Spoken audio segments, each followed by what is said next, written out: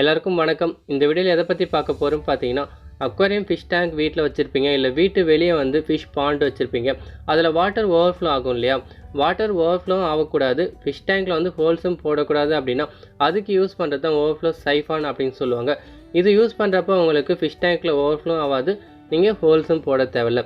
இதில் நிறையா மெத்தட் இருக்குது. அதில் ஒரு பேசிக் மெத்தட் தான் இந்த வீடியோவில் பார்க்க போகிறோம். அது எப்படி பண்ணலாம், அது எப்படி வந்து ஒர்க் ஆகுன்றது தான் இந்த வீடியோவில் டீட்டெயிலாக வந்து பார்க்க போகிறோம். நெக்ஸ்ட்டு என்னென்ன காம்பனண்ட் தேவை அப்படின்னு பார்க்கலாமா? ஃபஸ்ட்டு வந்து நமக்கு பிவிசி பைப் வேணும். இந்த பிவிசி பைப் வந்து நான் 25 mm பைப் எடுத்துக்கிட்டேன். இது வந்து 3/4 inch பைப் அப்படின்னு சொல்லுவாங்க. அதுக்கப்புறம் இதுக்கு தேவையான பார்ட்ஸ் வந்து பார்த்திங்கன்னா 4 எல்போ தேவைப்படும்.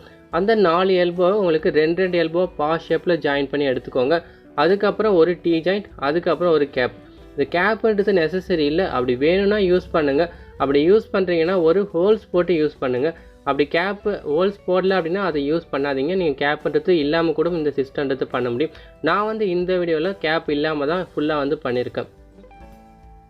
என்னென்ன காம்பனண்ட் தேவை அப்படின்னு பார்த்தோம். அதை எப்படி ஃபிக்ஸ் பண்ணலான்னு பார்க்கலாமா? ஃபஸ்ட்டு அந்த 3 பைப் எடுத்துக்கிறோம். அதில் 2 பைப் ஒரே சைஸ் கட் பண்ணி வச்சுருக்கோம் இல்லையா? அதில் ஒரு பைப் வந்து எல்போவில் ஒரு சைடு வந்து ஜாயின் பண்ணுறோம். இந்த பைப் தான் உங்களுக்கு வாட்டர் ஃபிஷ் டேங்க்லேருந்து வெளியே வரதுக்காக யூஸ் பண்ணுறது. நெக்ஸ்ட்டு வந்து பார்த்தீங்கன்னா இன்னொரு எல்போவில் சேம் சைஸ் ஒரே சைஸ் கட் பண்ணி வச்சுருக்க பைப் ஜாயின் பண்ணுறோம். அது உங்களுக்கு வாட்டர் வந்து ஃபிஷ் டேங்க்லேருந்து மேலே வந்துட்டு திரும்ப வாட்டர் கீழே வரும். அதில் இன்னொரு எல்போ ஜாயின் பண்ணுறோம். இன்னொரு எல்போ ஃப்ரீயாக இருக்குது இல்லையா?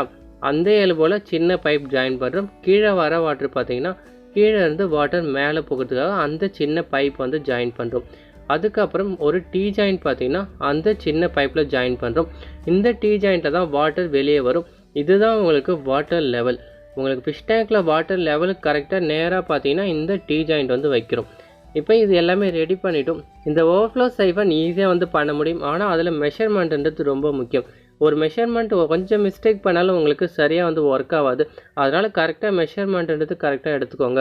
இப்போ என்னோடய ஃபிஷ் டேங்க் பார்த்தீங்கன்னா ஒரு 30 cm ஹைட் வரும். அதுக்கேற்ற மாதிரி தான் இந்த சைஃபான்ன்றது நான் பண்ணியிருக்கேன். இதில் ஃபஸ்ட்டு பைப் இருக்குது இல்லையா? ஃபஸ்ட்டு பைப் வந்து எனக்கு ஃபிஷ் டேங்க்லேருந்து வாட்டர் வந்து கீழே வந்து வெளியே எடுக்கிறதுக்காக யூஸ் பண்ணுறது. அது வந்து நான் எப்படி மெஷர் பண்ணுவேன்னா, மேலே இருக்க எல்போலேருந்து எனக்கு கீழே பாட்டம் வரைக்கும் மெஷர் பண்ணுவேன். கீழே ஒரு 2 cm கேப் விட்டுருக்கேன். இது எதுக்காகனா எனக்கு ஃபிஷ் டேங்க்லேருந்து வாட்டர் வெளியே எடுக்கிறதுக்கு. அது வாட்டர் மட்டும் இல்லை, கூட வந்து ஃபிஷ்ஷோட வேஸ்ட்டும் எடுக்கிறதுக்காக தான் சின்ன கேப்புன்றது கீழே விட்டுருக்கேன். நான் ஏன் எல்போலேருந்து மெஷர் பண்ணுறேன், பைப் வந்து மெஷர் பண்ணல அப்படின்னா, உங்களுக்கு எல்போவில் வந்து ஒரு எல்போ எடுத்துக்கிட்டிங்க அப்படின்னா ஒரு பைப் வந்து 2 mm உள்ளே போகணும். ஆனால் ஒரு சில எல்போவில் பார்த்தீங்கன்னா 2 mm உள்ளே போகும், சில எல்போவில் 1.5 போகும், சில எல்போவில் 1 mm போகும். அது மாதிரி எல்போ பொறுத்து உங்களுக்கு மாறும். அது ஒரு ப்ளஸ் ஆர் மைனஸ் தான் வரும். அதுக்கேற்ற மாதிரி கரெக்டாக வந்து பைப் வந்து கட் பண்ணிக்கோங்க. நெக்ஸ்ட்டு பைப் வந்து பார்த்தீங்கன்னா மேலே இருக்க எல்போலேருந்து கீழே இருக்க எல்போ பாட்டம் வரைக்கும் நான் மெஷர் பண்ணியிருக்கேன். இது வந்து 30 cm ஹைட். இதில் எனக்கு கொஞ்சம் எக்ஸ்ட்ரா ஆனாலும் சரி, என்னால் சரியாக வந்து ஃபிக்ஸ் பண்ண முடியாது. எனக்கு ஃபிஷ் டேங்க்கில் கரெக்டாக ஃபிக்ஸ் பண்ணணும் அப்படின்னாக்கா எனக்கு ஃபிஷ் டேங்கோட ஹைட்டு கரெக்டாக பண்ணால் மட்டும்தான் என்னால் ஈஸியாக வந்து ஃபிக்ஸ் பண்ண முடியும். இதில் நீங்கள் கொஞ்சம் எக்ஸ்ட்ரா பண்ணாலும் உங்களுக்கு ஒரு ஷேக்குன்றது ஆகும், இல்லை ரொம்ப கம்மியாக பண்ணிட்டாலும் உங்களுக்கு கரெக்டாக வந்து ஃபிக்ஸ் பண்ண முடியாது. அதனால் கரெக்டாக ஃபிஷ் டேங்க் எவ்வளோ ஹைட் இருக்கோ அதுக்கேற்ற மாதிரி மேலே இருக்க எல்போலேருந்து கீழே பாட்டமில் இருக்க எல்போ வரைக்கும் கரெக்டாக மெஷர் பண்ணிக்கோங்க. இப்போ என்னுடைய 30 cm ஹைட் கரெக்டாக இருக்குது இல்லையா? அதே மாதிரி உங்கள் ஃபிஷ் டேங்க் சைஸுக்கு ஏற்ற மாதிரி சேஞ்ச் பண்ணிக்கோங்க. நெக்ஸ்ட்டு இன்னொரு பைப் இருக்குது இல்லையா? அது வந்து ஏன் சின்னதாக வச்சுருக்கேன் அப்படின்னு பார்த்தீங்கன்னா, அதுதான் எனக்கு வாட்டர் லெவல். இந்த வாட்டர் லெவல் எப்படி மெஷர் பண்ணணும்னு பார்த்தீங்கன்னா, உங்களுக்கு வாட்டர் இப்போ ஃபிஷ் டேங்க் வந்து எந்த 30 cm சொன்னேன், அதுலேருந்து ஒரு 5 cm மைனஸ் பண்ணிட்டேன்னா 25 cm வந்து எனக்கு வாட்டர் லெவல் கரெக்டாக இருக்கும். இப்போ இந்த இது வந்து எப்படி மெஷர் பண்ணணும்னா, எனக்கு டீ ஜாயிண்ட் வந்து ஃபிக்ஸ் பண்ணியிருக்கேன். அந்த டீ ஜாயிண்ட்லேருந்து எனக்கு கீழே வந்து பாட்டம் வரைக்கும் மெஷர் பண்ணுறேன். அதுதான் எனக்கு வாட்டர் லெவல். அது வந்து எனக்கு 25 cm கரெக்டாக இருக்கணும்.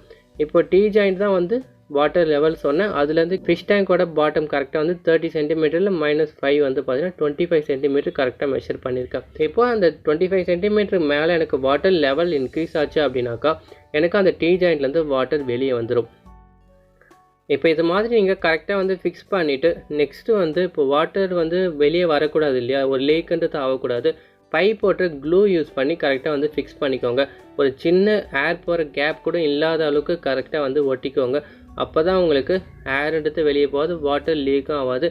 இது ரொம்ப நாள் ஒர்க் ஆகிறதுக்கும் உங்களுக்கு கரெக்டாக வந்து இருக்கும். இந்த சைஃபான் வந்து பார்த்திங்கன்னா இப்போது ரெடி பண்ணியாச்சு. நெக்ஸ்ட்டு வந்து வாட்டர் வந்து ஃபில் பண்ண போகிறோம். வாட்டர் வந்து ஃபில் பண்ணுறப்ப ஒரு சின்ன ஒரு கேப் கூட, ஒரு ஏர் கூட உள்ளே போகாத அளவுக்கு கரெக்டாக வந்து ஃபிக்ஸ் பண்ணிவிட்டு ஃபில் பண்ணுங்கள். ஏன்னா ஏர் உள்ளே போயிடுச்சு அப்படின்னா இது சரியாக வந்து ஒர்க் ஆகாது உங்களுக்கு. அதனால் ஏர் போகாத அளவுக்கு வாட்டர்ன்றது ஃபில் பண்ணுங்கள். இது வாட்டர் ஃபில் பண்ணிவிட்டு எங்கே வைக்க போகிறீங்களோ கரெக்டாக அந்த இடத்துல ப்ளேஸ் பண்ணிவிடுங்க. நான் வந்து ஒரு எக்ஸ்ட்ரா ஒரு பைப்புன்றது ஃபிக்ஸ் பண்ணுறேன். இந்த பைப் வந்து எனக்கு ஃபிஷ் டேங்கோட கொஞ்சம் கீழே வந்து போகுது. இந்த மாதிரி போகிறப்போ மேலே வந்து நான் கேப் விட சொன்னேன். வேணும்னா வந்து கேப் போட்டுக்கோங்க, இல்லைனா கேப் போடாதீங்கன்னு சொன்னேன் இல்லையா. நீங்கள் கேப்பு போடாமல் இந்த மாதிரி ஏர் விட்டுட்டிங்கன்னா எதுவும் ஆகாது. அதுவே கேப் வந்து ஃபுல்லாக க்ளோஸ் பண்ணிட்டீங்க அப்படின்னா உங்களுக்கு ஃபிஷ் டேங்கில் இருக்க மொத்த வாட்டரும் பார்த்திங்கன்னா வெளியே போயிடும். இப்போ நான் வந்து பம்ப் வந்து ஆன் பண்ண போகிறேன்.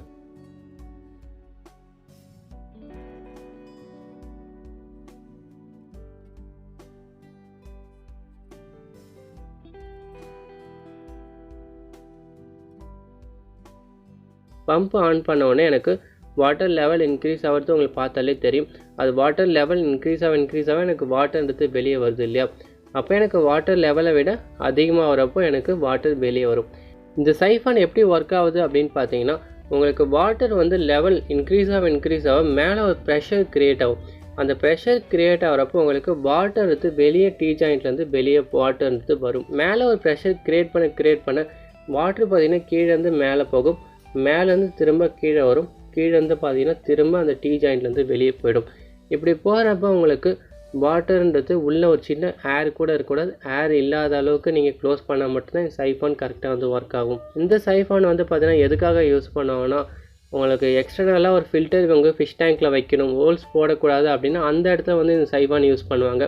அதுக்கப்புறம் உங்களுக்கு வீட்டு வெளியே வந்து ஃபிஷ் பாண்டு வச்சுருப்பீங்க, ஒரு மழைலாம் வருது, மழை டைமில் வந்து ஓவர்ஃப்ளோ ஆகும் இல்லையா.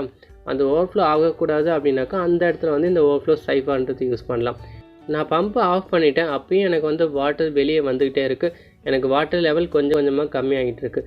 இந்த சைஃபானில் நான் சொன்னேன் இல்லையா, மேலே ப்ரெஷர் க்ரியேட் ஆக தான் உங்களுக்கு வாட்டர் ஃபோர்ஸாக வரும் அப்படின்ட்டு. அதுக்கேற்ற மாதிரி தான் வாட்டர் லெவல் இன்க்ரீஸ் ஆகும். அதுக்கேற்ற மாதிரி நீங்கள் எக்ஸ்ட்ரா மேலே ஒரு கேப் எடுத்து விட்டுக்கோங்க. இல்லை எனக்கு எந்த அளவுக்கு வாட்டர் உள்ளே வருதோ அதே அளவுக்கு வாட்டர் வெளியே வரணும் அப்படின்னா அதுக்கு இன்னொரு மெத்தட் இருக்குது. அந்த மெத்தட் எப்படி பண்ணலாம், எப்படி ஒர்க் ஆகுன்றது அதை நெக்ஸ்ட் வீடியோவில் பார்க்கலாம். இந்த வீடியோ உங்களுக்கு பிடிச்சிருந்ததுன்னா வந்து லைக் பண்ணுங்கள். உங்களுக்கு வேறு ஏதாவது அக்வாபானிக்ஸ் பற்றி டவுட் இருக்குது அப்படின்னாக்கா கீழே வந்து கமெண்ட் பண்ணுங்கள். இல்லை டேரெக்டாக வந்து எனக்கு கன்சல்ட் பண்ணணும்னாலும் டேரெக்டாக வந்து நீங்கள் வந்து கேட்கலாம். நான் வந்து அக்வாபானிக்ஸ் சிஸ்டம் சின்னதாக வந்து வீட்டில் பண்ணுறீங்க அப்படின்னா அவங்களுக்கு வந்து கன்சல்ட் டிசைன்ன்றது ப்ரொவைட் பண்ணுறேன். இது வந்து தமிழ்நாட்டில் எங்கே இருந்தாலும் சரி நான் எல்லாருக்குமே வந்து நான் இந்த கன்சல்ட் டிசைனிங் எடுத்து பண்ணிக்கிட்டு இருக்கேன்.